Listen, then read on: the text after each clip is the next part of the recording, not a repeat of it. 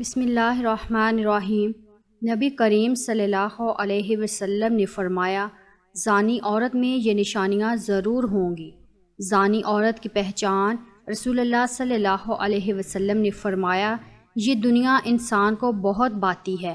اللہ تعالیٰ تمہیں دیکھ رہا ہے کہ تم کیسی زندگی گزارتے ہو۔ عورتوں کے فتنے سے بچ جانا اور دنیا میں دت نہ ہو جانا۔ آپ صلی اللہ علیہ وسلم نے فرمایا، جو عورت خوشبو لگاتی ہے، کسی قوم کے پاس سے گزرتی ہے اور قوم کو اس کی خوشبو پہنچ جاتی ہے تو یہ بدکار عورت کی نشانی ہے۔ زانی عورت کی پہلی نشانی یہ ہے کہ وہ اکثر تنہا ہنستی ہے۔ آپ بات کرتے ہیں لیکن وہ جواب نہیں دیتی، سوچتی رہتی ہے، یہاں تک کہ بعض اوقات وہ دور کی سوچ میں خواب دیکھتی ہے، لیکن آپ سمجھ نہیں سکتے ہیں کہ وہ کیا سوچ رہی ہے۔ کام پر جانا اور دیر تک کام کرنا، آپ کو اس طرف توجہ دینی ہوگی کہ وہ کہاں جاتی ہے اور اس دوران وہ کس سے ملتی ہے۔ امکانات میں ہیں کہ وہ کسی تیسرے شخص کے ساتھ مصروف ہے۔ اس کی آنکھوں میں دیکھو، جب لوگ مجرم محسوس کریں گے یا کچھ چھپائیں گے تو وہ آنکھوں سے رابطے سے گریز کریں گے۔ جب بھی ممکن ہو اپنی بیوی سے آنکھ سے رابطہ کرنے کی کوشش کر لیں۔ اپنی بیوی کی آنکھیں دیکھنا بیوی کی زنا کی تصدیق کرنے کا ایک اچھا طریقہ ہے۔ زیادہ تر خواتین ہم بستری میں کافی اناڑی اور غیر فعال ہوتی ہیں۔ اچانک ایک دن وہ آپ کے ساتھ مختلف پوزیشن میں ہم بستری کرتی ہیں، آپ کو زیادہ خوش کرتی ہے، بستر پر سیکس پوزیشن تبدیل کرتی رہتی ہے۔ یہ بھی ایک نشانی ہے کہ وہ کسی تیسرے فرد کے ساتھ اپنی خواہشات کو پورا کرنے کے لیے آپ کو استعمال کرتی ہے۔ زانی عورت اپنے شوہر سے بات بات پر دنگا فساد کرتی رہے گی۔ رات کے وقت بستر پر شوہر سے منہ پھیر کر سوئے گی۔ جس وقت تک شوہر گھر میں رہے، اس عورت کے ماتھے پر بل پڑے رہتے ہیں۔ جیسے ہی خاوند گھر سے باہر جائے، اس کا چہرہ کھل اٹھتا ہے، غیر مردوں کے سامنے مسکراتی اور ہنسی مذاق کرتی، شوہر کی غیر موجودگی میں خوب بناؤ سنگار کرتی ہے۔ گھر کے دروازے اور کھڑکی پر کھڑے رہنا، باہر کے لوگوں خاص طور پر مردوں کو دیکھ کر خوش ہونا اور ان کی تعریفیں کرنا اور ان کے نام یاد رکھنا، شوہر کے بوسہ دینے پر گالوں کو جلدی سے صاف کرنا، سیکس میں زیادہ پرکشش عورت زانی علامت ہے۔ عورت اللہ کی تخلیق کردہ ایک خوبصورت ہستی ہے۔ عورت کے دم سے دنیا میں خوبصورتی کا ایک جہاں آباد ہے۔ عورت ایک سمندر کی طرح ہے۔ عورت کو سمجھنا آسان بالکل بھی نہیں ہے۔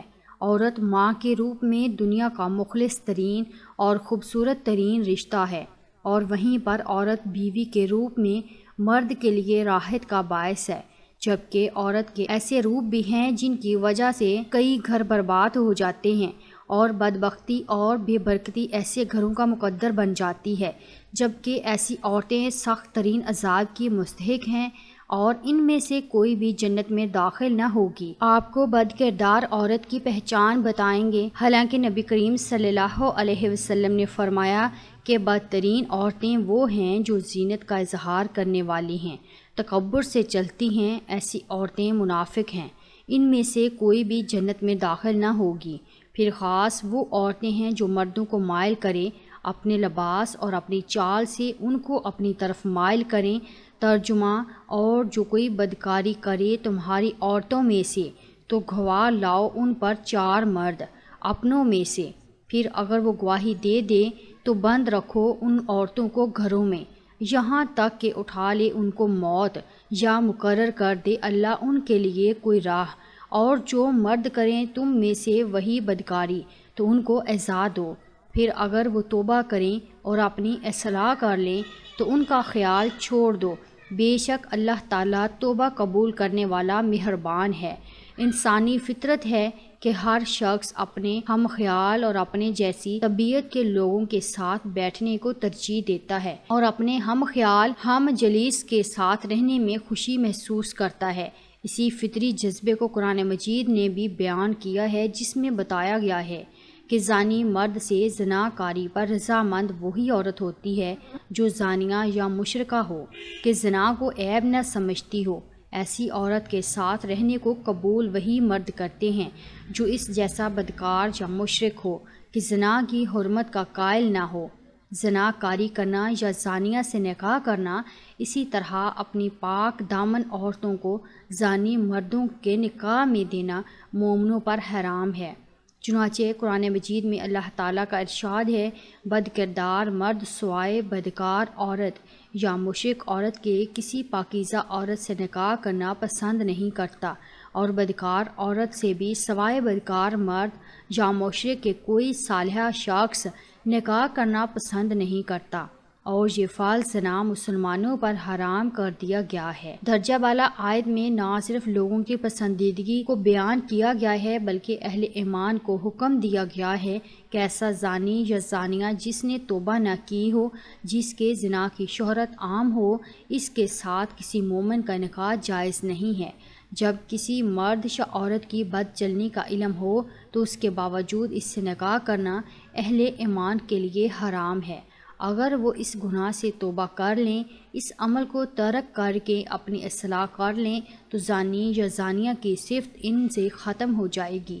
آیت کا منشا یہی ہے کہ جن لوگوں کی بدکاری معلوم ہو ان کو جیون ساتھی منتخب کرنا گناہ ہے۔ اس سے اہل ایمان کو پرہیز کرنا چاہیے، کیونکہ ایسا کرنے سے بدکاروں کی حوصلہ افزائی ہوگی۔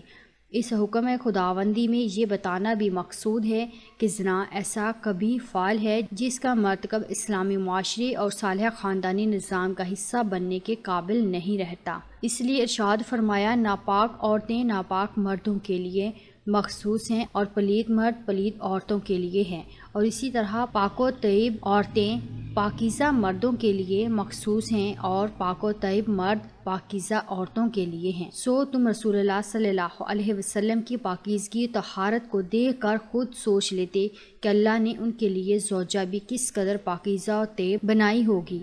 یہ پاکیزہ لوگ ان تہمتوں سے بری ہیں جو یہ بد زبان لوگ کہہ رہے ہیں۔ ان کے لیے تو بخشش اور عزت بزرگی والا عطا مقدر ہو چکی ہے۔ تم ان کی شان میں زبان درازی کر کے کیوں اپنا منہ کالا اور اپنی آخرت تباہ و برباد کرتے ہو؟ اس کا ہرگز یہ مطلب نہیں ہے کہ اگر مرد زانی ہے تو اس کو لازماً زانی عورت ہی ملے گی، یا عورت زانی ہے اس کے نصیب میں فقط زانی مرد ہی ہوگا۔ قرآن مجید میں اس کا انکار کیا ہے۔ اللہ سبحانہ تعالیٰ نے قرآن مجید میں ایسے انبیاء علیہ السلام کا تذکرہ فرمایا ہے کہ جن کی بیویاں کافرہ تھیں۔ فرعون جیسے بدترین کافر کی بیوی حضرت آسیہ رضی اللہ تعالیٰ عنہا ہیں، جنہیں اللہ تعالیٰ نے صالحہ خاتون قرار دیا ہے، اور ان کی سیرت کا تذکرہ بھی قرآن مجید میں ملتا ہے۔ حدیث مبارک میں ہے، ساتوں آسمان اور ساتوں زمینیں شادی شدہ زنا کار پر لعنت کرتی ہیں، اور جہنم میں ایسے لوگوں کی شرم گاہوں سے ایسی سخت بدبو پھیلے گی جس سے اہل جہنم بھی پریشان ہوں گے، اور آگ کے عذاب کے ساتھ ان کی رسوائی جہنم میں ہوتی رہے گی۔ ایک دوسری حدیث میں ہے، حضرت ابو ہریرہ رضی اللہ تعالیٰ عنہ فرماتے ہیں کہ رسول اللہ صلی اللہ علیہ وسلم نے فرمایا، زنا کرنے والا زنا کرنے کے وقت مومن نہیں رہتا، چوری کرنے والا چوری کرنے کا وقت مومن نہیں رہتا، اور شراب پینے والا شراب پینے کے وقت مومن نہیں رہتا۔ اللہ تعالیٰ کا ارشاد ہے، اور چاہے کہ ان دونوں کی سزا کے موقع پر مسلمانوں کی ایک اچھی خاصی جماعت موجود ہو۔ اللہ تعالیٰ نے خود واضح کر دیا کہ زانی شخص اور زانیہ عورت کو سزا دیتے وقت مسلمانوں کا موجود ہونا ضروری ہے، اس لیے کہ یہ عبرت حاصل کریں۔ زنا بہت ہی بڑا فعل ہے، ہر لحاظ سے قابل مذمت ہے، اس لیے سزا بھی سخت ترین مقرر کی گئی ہے تاکہ دوسرے لوگ اس قبیح اور برے فعل سے اجتناب کریں۔ جب ہزاروں لوگوں کے سامنے اس قبیح فعل پر سزا دی جا رہی ہوگی جو بہت ہی شرمندگی کا مقام ہے، تو جو تماشائی وہاں موجود ہوں گے وہ بھی سوچنے پر مجبور ہو جائیں گے کہ اگر ہم نے بھی ایسا فعل کیا تو کل ہمارا بھی یہی حال ہوگا۔ اصل میں اسلام کا مقصود کسی کو اتنی سخت سزا دینا نہیں، بلکہ ایک پرامن صاف ستھرا معاشرے کی تشکیل کے لیے یہ سب کچھ مقرر کیا گیا ہے، ورنہ زنا کے ثبوت کے لیے آسان شرائط مقرر کرتے تو ہر روز کسی نہ کسی کو سزا ملتی، لیکن اس کے برعکس اسلام نے اتنی سخت شرائط مقرر کیے ہیں کہ شاذ و نادر پورے کیے جائیں گے۔ یہ سزائیں صرف عبرت کے لیے ہیں۔ اللہ پاک ہمیں دین کو سمجھنے اور اس پر عمل کرنے کی توفیق عطا فرمائے، آمین ثم آمین۔